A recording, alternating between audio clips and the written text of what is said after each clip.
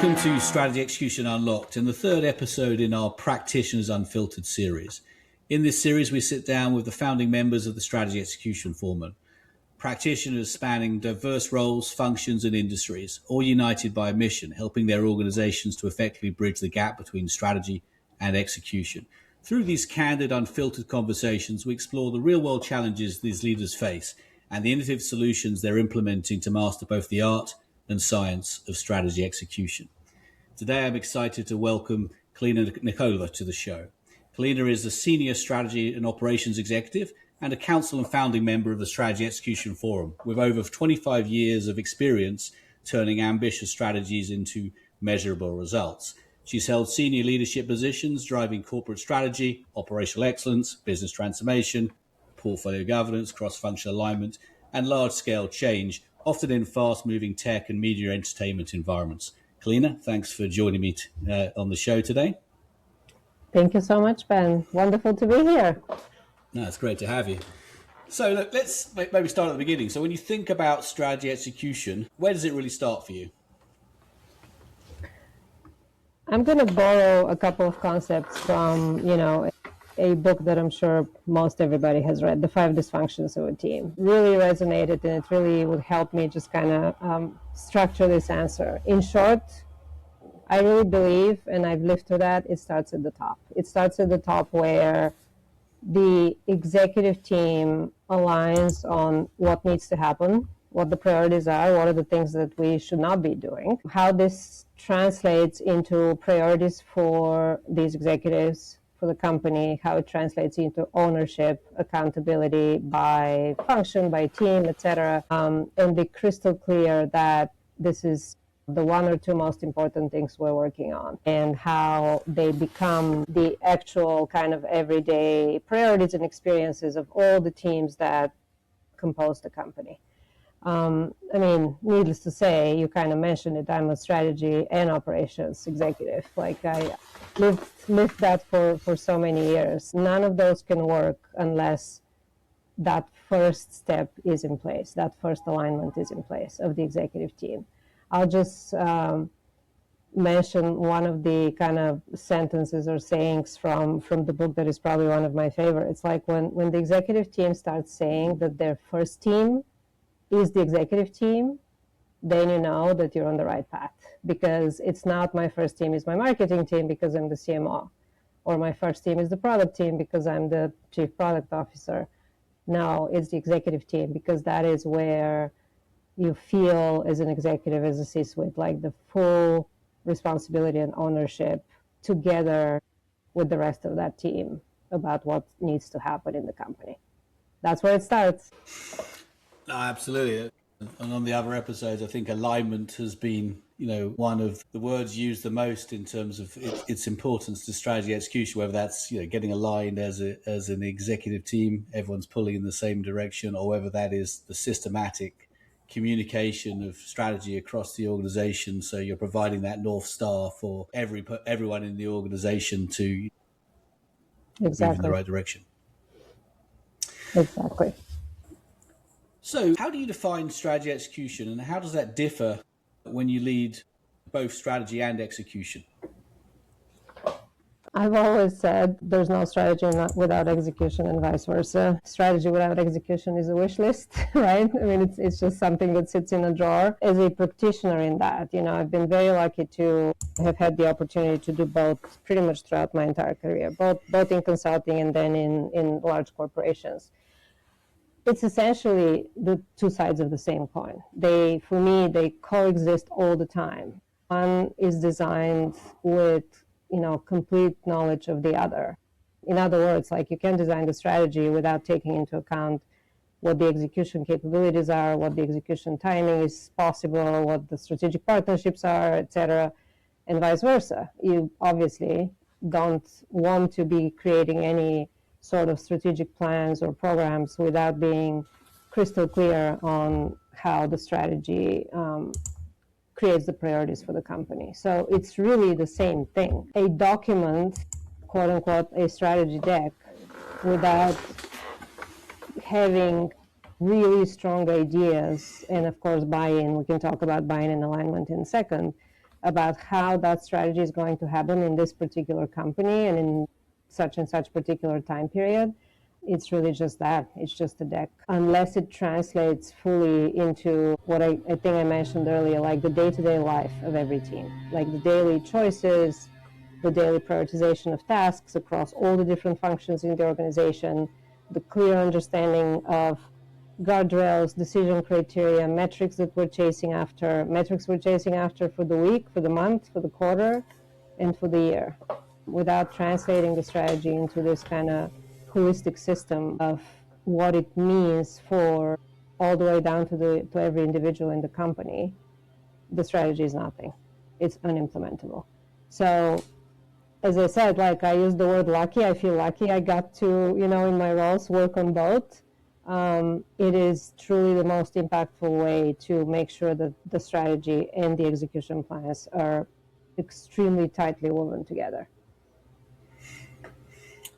I'm sure we'll talk about this throughout, but again, it goes back to alignment, right? In terms of how do you systematically take those, that corporate strategy, those, 5, 6 strategic objectives and break them down so they become actionable to the individual teams. Also, as you know, we talk a lot at the strategy execution about about village to master strategy execution. It's not just one function's responsibility. It's not just strategy and ops, right? You've got to blend together with the other important functions that are approaching strategy execution from their own domain. How important is that in your perspective? I really like what you said, and we talk about this in the forum, and that's kind of one of my highlights of, why I like the mentality of this forum. It takes a village. That's exactly what it is. I mean, it takes a village, essentially. What it means is this is a systematic program, systematic, holistic, in order for even the smaller quote unquote changes in strategy or pivots or, strategic goals that you have for a quarter to materialize, even for something that feels more like a product only or a marketing only, or it's a brand repositioning, or it's a new strategic partnership. Even if it feels, let's just focus on this one thing, it never is. It's always intertwined with everything that happens in every function of the company. So it takes a village in the sense anyone who is responsible for that strategy execution needs to think in that way, needs to think in this systemic way, holistically across all functions and across time phases as well. So the different functions are part of it, from, ensuring the right metrics, the right operational workflows for it, the right program management metrics, the right product roadmaps. Basically, all of those various functions play a role in strategy execution. And, needless to say, it doesn't happen out of thin air, this whole coordination and making sure that all of these functions are tightly aligned on, first of all, what the priorities are, how we're going to get to those priorities, in what time frame, what plans, etc. It doesn't just happen. It just doesn't just happen by each of the functions doing their own thing. It also needs that coordination by someone or someone's, a team, a function, a group of experts that can think in that way, that actually takes a special hat, that village coordinator hat. maybe we can come up with an even nicer name for it. Kind of this dispatcher of the trains, coordinator of all of those various functions, teams, globally, different teams, different markets, in order to get kind of to the ultimate goals for the company. So let me stop here, but I'm sure we're gonna talk a little bit more about that function specifically. That is, I think, a realization that I've had, quite a while ago. And as I said, I've been lucky to be that person in that team for quite a few years, and it's an extremely critical function. No, absolutely. And I think, as we always talk about, right, I think strategy execution means different things to different people based on the role that they're playing. And really, it is that village, and everyone is approaching it from their own domain. So for some, it may be, establishing the right project program and broader portfolio management controls to execute the major strategic initiatives for the operations and architecture teams, making sure the whole operating fabric of the business is aligned with the strategy, or the target state will help you get there. The reality is, it is the organization and optimization of all activity and spend, right, in an organization, to ensure that you're going to deliver in the strategy and bringing everyone together. And often you'll find, when not organized, right, you're going to have those different functions kind of semi-competing with one another as they look to optimize their own domain, right? And not competing on purpose, but almost in slight conflict with one another, right? And when you bring all that together, you have that kind of fractured operating model, right? One where business value is kind of naturally seeping through the cracks. And we think about strategy execution, it probably is about value realization. How do we drive and optimize and maximize and accelerate the business outcomes that we're projecting? It is, absolutely. The value realization point I really like is absolutely kind of one of the main ways of how such a cross-functional team that looks across everything that happens across the entire portfolio of businesses or functions, et cetera, depending kind of on the business structure. That is ultimately, the goal. That is ultimately, how priorities are scored and phases and timing of initiatives is designed, and conversations with, as I said, kind of the individual functions and teams and individuals stay anchored on the why question, like the why are we doing this? How and why this is creating more value. So, it takes a village, and maximizing value for multiple stakeholders. These are truly, some of the pillars of how we think about it. And what's puzzled me over the years is, I often think that the C-suite don't instinctively understand the impact of suboptimal strategy execution capabilities. Going back to the value side of it, right? You are losing and delaying value based on not having that cohesive operating model to be able to maximize value. I'm also seeing a lot of times the different functions now trying to position themselves as that important component to deal with value maximization. It's all about business architecture because we're going to ensure that we're working on the right things. It's all about project and program management. Why is it you think that and this is obviously a general statement, that the C-suite don't seem to gravitate to the fact that strategy execution needs to be a core discipline within an organization? It's less visible. There's like this interesting dynamic that, I've actually had this conversation with my teams very many times. It's like, if everything we do goes well, nobody knows we exist. Because it's really not allowing for the discrepancies to happen, making sure that we're in front of decisions that have to happen in a certain time frame, or functions that need to be talking to each other, or roadmaps that need to be coordinated with the revenue organization, etc. Like a team that actually does it well is essentially, in the best of scenarios, invisible, because there is no noise, there is no problem.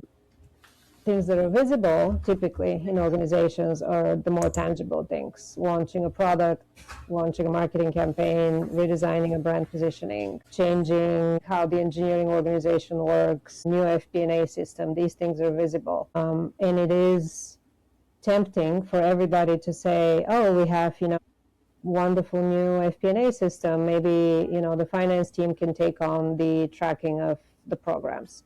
They absolutely can take the tracking of certain metrics. They have to. They are the ultimate keeper of the truth in terms of, like, is this thing actually generating the outcomes it's supposed to generate from money and many other metrics perspective.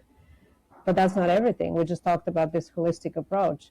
There's operational alignments, strategic partnerships alignments, operating model alignments, business architecture, workflows, all of that is part of executing strategy. It's also, in a way, that's the other thing. It's like it's an art and science of being that function. And it's also a very delicate balance between doing too much of it and doing too little of it. Like, if you do too much of it, it becomes too heavy. I'm sure I'm guilty of it myself with my team sometimes as well. and I've seen it also as I talk to executives, sometimes it's too much of it. Sometimes it's too many metrics, too many tightly managed programs that we status report every week, and we create, a set of metrics which, with all the good intentions behind them, start to become a chore on their own and start to distract the organization. You don't want to go into that extreme. If it's too little, there's not enough communication and understanding of how every individual team and even every individual in the organization contributes to what we're doing.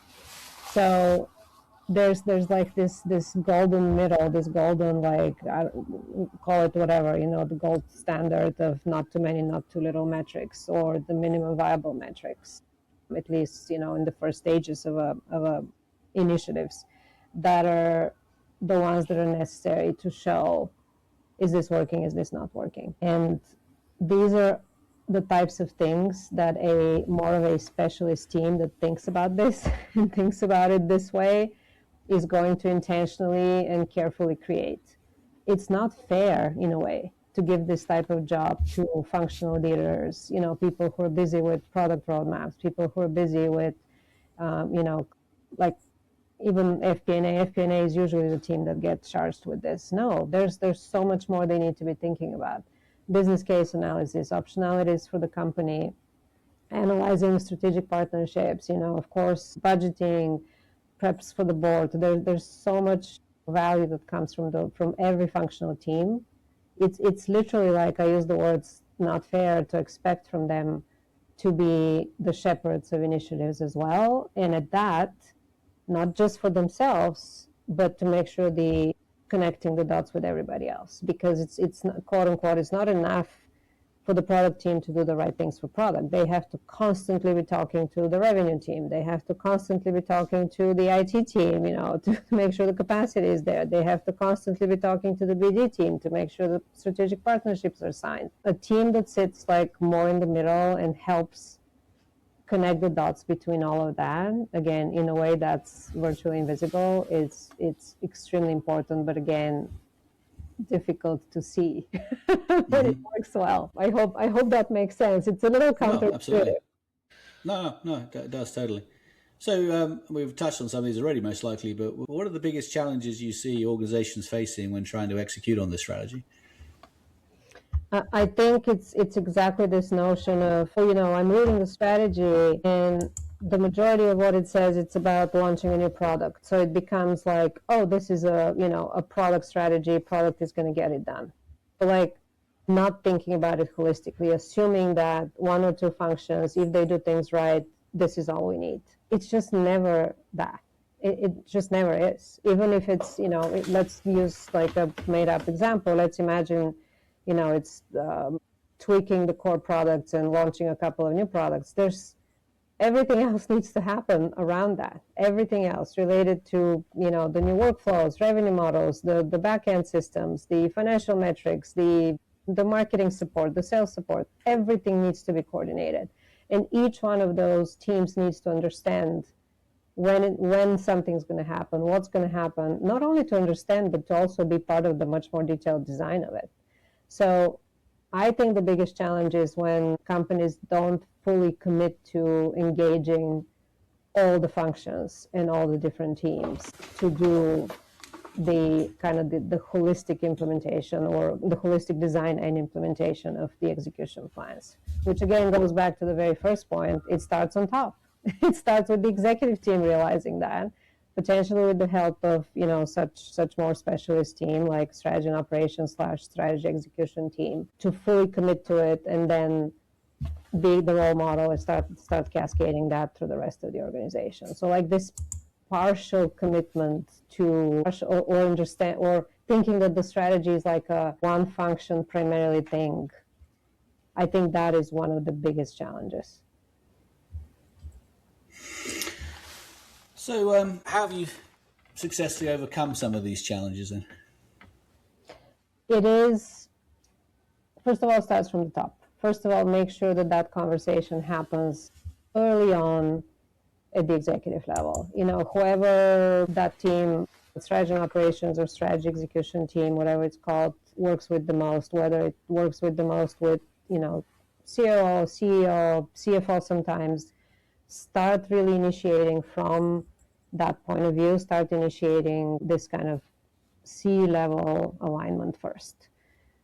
Once that is in a good place and there's clarity about kind of the priorities, the few priorities, actually, that's one of the biggest tasks of the C-suite, to reduce the number of priorities so everybody's clear what we're achieving in the next, 6, 12, 18 months.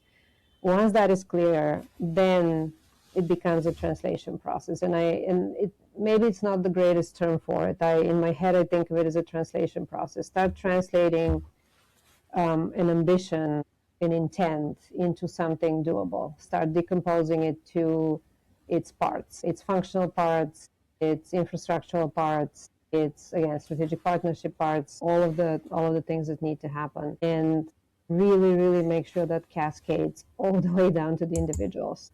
The organizations I've worked with and I've consulted have been very large organizations. I've seen often, leadership team assumes that once they say something or communicate something to their leadership team, 1 or 2 levels down, then the cascading then happens.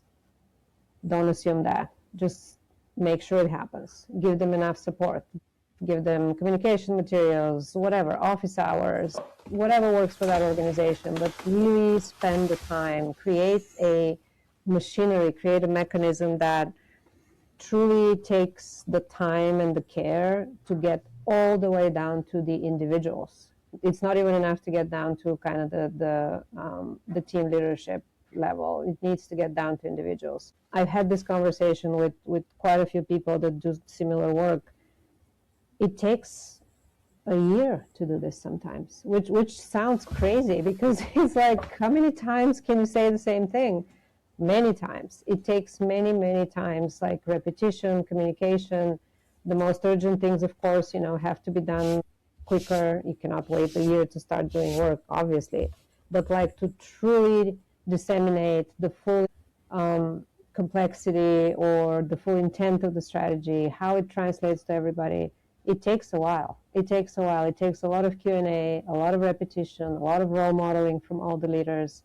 And once that is translated down to teams and individual levels, then it gets institutionalized through what I was saying earlier, kind of a minimum viable set of metrics. Like, we know this, like if you don't measure it, it doesn't happen. So find that balance of not too many, not too few metrics.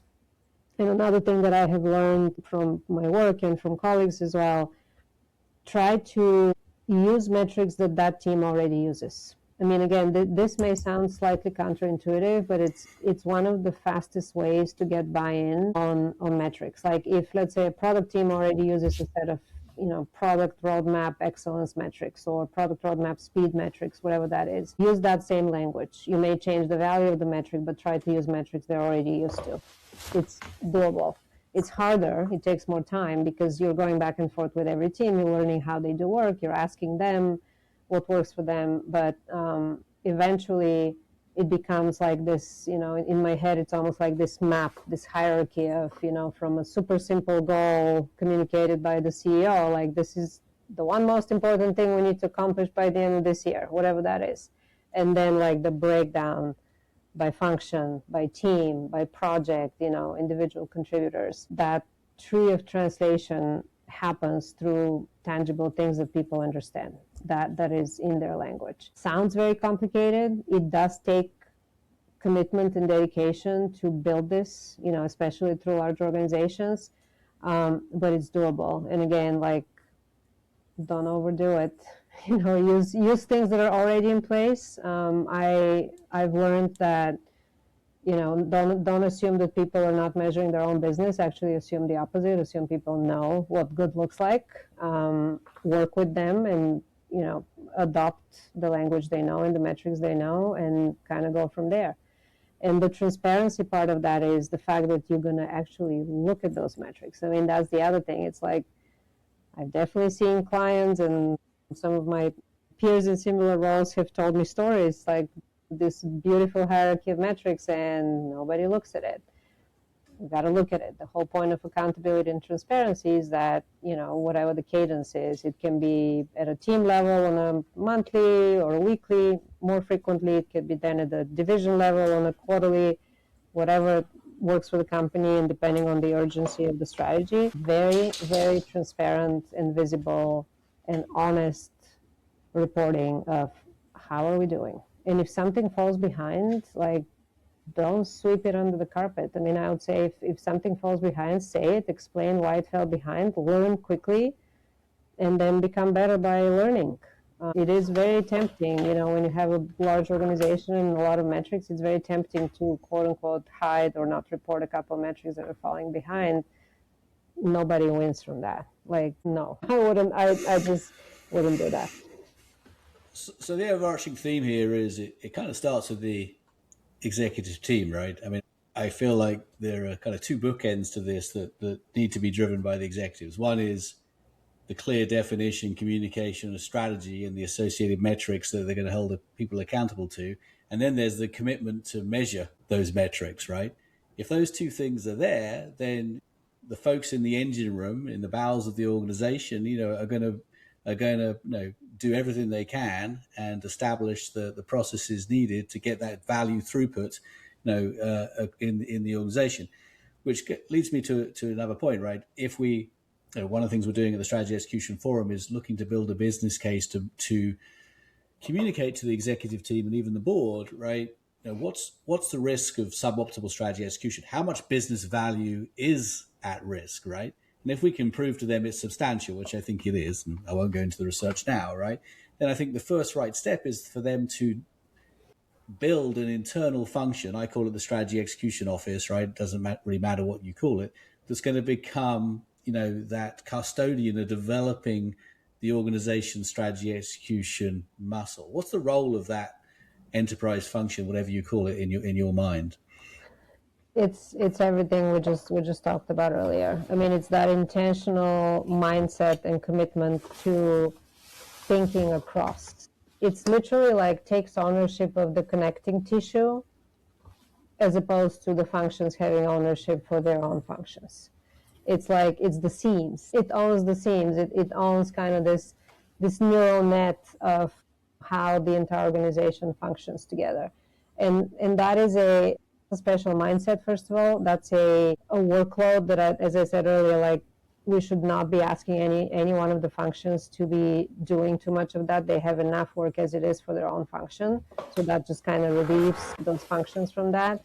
And it's a certain expertise to be able to think this way, to be able to ask the right questions, to understand the dependencies between functions, to understand timelines, to really push executives to have the hard conversations, to make choices and reduce the number of priorities we're working on. All of these types of skills are something that, you don't have the mind share for if you're a functional person, if you're an individual contributor running to deliver a product or deliver a marketing campaign.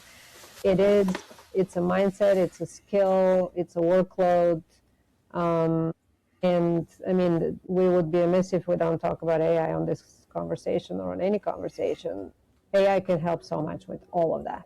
It can help with the velocity of it, with organizing, disparate and unstructured data sets into beautiful things like, status reports and metrics, highlighting, outliers, highlighting things to, worry about, certainly kind of the mundane work, but also help us find some insights that maybe our human eye may miss because there might be just, too much information. And behind the scenes, we could be looking at things, as a lot of businesses do, on a daily basis. For certain critical metrics that have high velocity. We don't need to be issuing dashboards every day, but we can be having alerts that can be so empowering for these teams, and just basically giving them more of that precious time, act on those insights, to be okay, what are we going to do about it, and to actually spend the time to pivot, use the lessons learned, go talk to the teams, make sure things are actually continuing,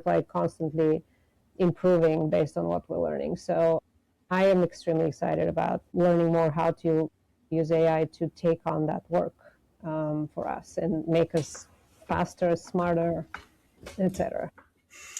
Yeah, I think it's interesting, and it's definitely something we're going to investigate in the strategy execution forum, because obviously AI is going to be used for everything and anything, right? But specifically, how do you use AI to improve your strategy execution capabilities within the organization? Now, going back to that enterprise function, I do believe that it's going to be one of the most critical steps forward. Every organization having that strategy execution office, or whatever you want to call it, that's basically, as you said, looking at that connected tissue in the organization to bring all the roles together that are responsible for building a cohesive operating model for strategy execution, right? I often feel like today, and it's not that it doesn't exist today, right? There's transformation offices, Yeah. right? There's the enterprise PMO, there's the VMO, strategy realization office. It doesn't matter. There's lots of names for it, but often it's in my mind, it's creative reactively, right? It's like, we have a problem, right? Our strategic initiatives aren't going as we planned, so we're going to have more of a enterprise PMO focus, or no, our financial performance isn't quite what it is, so we have to rip out a bunch of costs to improve bottom line performance. It all becomes about operating model and rationalization or cost optimization, right?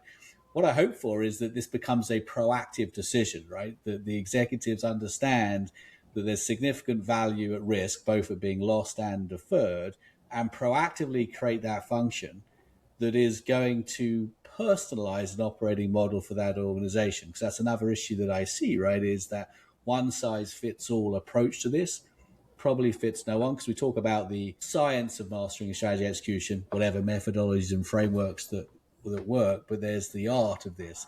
How do you make this fit the culture of the organization, right? Or the personality of that organization, right? And I think that's probably as important. One size fits no one. So how do you build an operating model that works for the idiosyncrasies and nuances of your organization? No, absolutely. We don't need to get into the whole, culture eats strategy for breakfast, for lunch conversation. Absolutely. I mean, this is like one nugget of that I mentioned earlier is like a simple example, like use metrics and language that already exists in the organization. I mean, this is there's certain ways of how people think and communicate, and there's certain rituals and norms. There's a lot of things, and I mean, unless you're looking for like a complete overhaul of the entire way of how the organization thinks, and like revamping the culture, which is sometimes the goal of big transformations. Unless you're looking to do that, I mean, you really have to be working to amplify that culture, not against it. I mean, there's no way to win against culture. You gotta. And I would say it's not just enough to know it. It's like you got to do more than that. You're going to become part of it and make it stronger. And I love what you said earlier, like, one size fits no one. Some really good T-shirt slogans on this call. So yes, that is the art of it. And even the science of it. I mean, we talked earlier about this like delicate balance of, how quote unquote rigid you are in some organizations. Some organizations love like the more quote unquote military discipline, like that's like they love that. They think that's a virtue for whatever reason. Maybe it's a very high product velocity that needs to be looked at every day. Maybe it's like a intense, customer service organization. You need to know every day what's happening. So it's very important for things to be super buttoned up. In another organization, every day is not like breaking the business, or it's more of a creative organization, or it's a product that has longer lead times, whatever that is. I mean, it's kind of the nature of the business, the culture, the people that are there, the executives. There's so many variables to it. And that's actually another reason, to your point, to have that function. Because that function, like sitting as a hub, like almost like as a hub of that neural net of things that are happening in the organization, it's like plugged in to everything. And it truly listens to everybody. I mean, it doesn't listen to just one function or just to the executive team. It listens to everybody, and the external market, by the way. That's the other thing, which, strategy execution doesn't talk about that much, because it's so like internally oriented. And maybe it's something that I think about more as a strategy and operations executive, but like execution also has to think about the external, because you can be behind the best practices in the market. I mean, even for something as simple as what are the best tools out there? How are we going to use AI? Are we going to use fractional, experts or not? What is our future workforce strategy? What are some others doing? I mean, it touches, even execution plans touch so many things that you have to be aware of externally as well.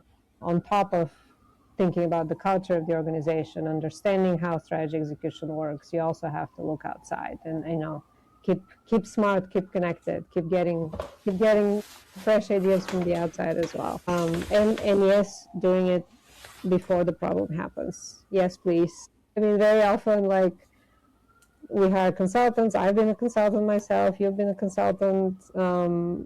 Consultants come in, build a PMO strategy, a PMO structure, like a set of initiatives, and then kind of hands it over to the company. Of course, that is valuable. Of course, in certain pivotal moments, these things matter. But quite honestly, like, if you don't have the right people to give it to after that, or even if you don't have consultants, just as you're doing, I mean, even just like quote unquote everyday annual strategy refresh, you don't have to be necessarily doing like a massive transformation. This can be your business as usual, strengthening your core business, constantly listening to your customers, constantly keeping optionality for a few new business areas. This is every quote unquote everyday strategy, which needs an everyday execution engine that absolutely needs this constant and continuous alignment and super strong connective tissue across the organization, and you do need that function. Otherwise, it's almost like if the glue is not there, it becomes a leaky bucket, right? The valve is going to leak out. Yeah, and every function will go and do what they think is right based on their vantage point of the problem, right? Versus having that, kind of, as you know, that glue, that aggregator that makes sure you're getting a multiplier effect of bringing these processes and teams together. We've talked about metrics and the importance of C-suite setting them, keeping the minimum and tracking the results. Related back to this new enterprise function, I think there's another set of metrics that are worth tracking, and I call those the leading indicators to business value erosion. I think, and I don't have all the answers here, but I think there's a set of metrics that function needs to focus on that are, as I say, leading indicators to business value erosion, either loss or deferral, right? Because the problem with value realization is that you've got to wait some time for it to materialize, right? So you've got to identify what are those leading indicator metrics that, safe in the knowledge that if I improve those, so alignment, a strategic alignment of investments is obviously one of those, right? But if you improve, then you're in essence plugging the leaks in the plumbing, right? And that value throughput is going to be maximized, right? So again, we don't need to dive into it, but I feel like that's that enterprise function, and then looking at all the different, because every function within that, all the functions that sit beneath that enterprise function, right? A myriad of metrics, right? That they manage their book of business on, right? So what are those few metrics that you really need to focus on, that if you get those right, or you continue to optimize those over time, you just instinctively know that more value is going to flow out the back end, at the right time. No, totally agree. And I can think of a few examples that I have worked with my teams and with actually the finance organization, with the product organization, multiple teams actually, to think through that exact problem. It's like, what gives us the early flags, right? Whether good or bad. It is, I'm going to mention AI again. I'm actually quite excited to see to what extent, some deep analysis using various data sets from the organizations can help us actually identify those from history. And I trust that will be very much doable. I haven't done it with AI. I would be excited to try and learn how to do that. And, some of my colleagues have been, talking about that in this space of strategy and operations. Literally, like, look at the historical data and, like, pluck out those metrics that are actually indicating early on, as early as possible, that something important is happening, whether good or bad. So hopefully another awesome use case for, our new good friend AI. So before we wrap up, we've talked a lot about strategy execution. What do you think is the next big thing for strategy execution or the key trends going forward? We talked about AI, so obviously AI is going to play a role there. AI is kind of the catalyst and the solver at the same time of something that we all talk about. Like, change is happening faster. I mean, literally, we can't keep up anymore. I feel like I can't keep up with everything that's not only happening in Gen AI and the way you can use it, but just in general, in the business world, in the science world, etc. If you're living, imagine you're kind of a CEO or strategist living in this new business world, changing faster than ever. Your main capability becomes flexibility, adaptability. Like, you have to, I mean, again, there's all kinds of businesses. Some don't change that fast, and some change extremely fast, and everywhere in between. How do you create systems, organizations, mindsets, systems of metrics, functions that are managed in such a way that the organization becomes as adaptable as its business requires. And for most organizations today, that means more adaptable, more options open for what may happen in the future. So in my mind, then strategy execution starts to become a little bit of that engine, or rather kind of that designer of how the engine becomes more adaptable. How knowing how the entire organization functions, being in the best possible position, understanding how everything connects, how everything kind of is dependent on each other. That function is also at the same time probably the best designer, together with the most senior executives, to think about how to make the organization more adaptable. So we can increase speed, we can increase, faster feedback from the market, faster learning from competitors, faster iterations of product, all of those things in a coherent way. Again, I think that is kind of the next frontier, and it's like coming up at such a speed. I mean, I truly am looking forward, to kind of continuing to learn how to do that more, like building this adaptable engine. Absolutely. I'm hoping, as I said, that strategy execution and that function that is responsible for developing that muscle becomes, a mission critical function and discipline. It's almost like a leg on the stool, right? The same way that you have finance within an organization, that it will be just as normal to have that strategy execution function that is figuring out how things should work for your organization in terms of value realization and maximization. Brilliant. Well, listen, I want to thank you for your time today. Thanks for joining the show, and I hope to have you on in future episodes, and look forward to collaborating more in the Strategy Execution Forum. Thank you so much for having me. Thank you. Thank you.